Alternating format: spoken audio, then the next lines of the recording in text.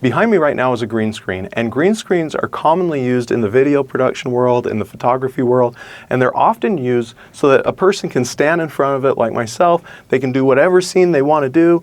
In fact, they have the green suits that people will sometimes wear if they need to be faded out of the actual shot so that you can't see them when they finish the production. But green screens are great because you can take any scenario and change it to whatever you want it to be. And there's a couple of analogies that really stick out in my mind for this. One is so many people that I know live in fantasy land and they make things up. And it's kind of weird. They'll revision out the facts they don't want. And it's kind of human nature to a large extent that every one of us to a certain extent have this revision of reality.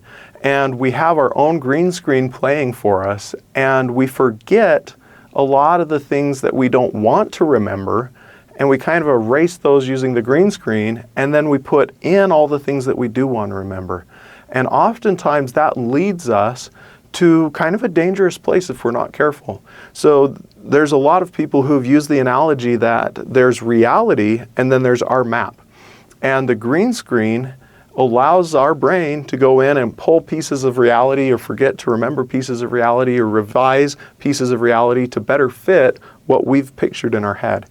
And as business owners or as individuals, this can be extremely dangerous. If you're trying to build a positive relationship with someone, and yet that revisioning map, the green screen, goes in and only remembers negative about them and only positive about yourself, it's pretty hard for you to come at that and have a good experience with that other person.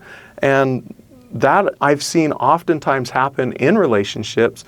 Business partnerships can go sour that way. Marriages can go sour that way. Friendships can fade away because of that. But it's not just that as well. This can also happen with our customers.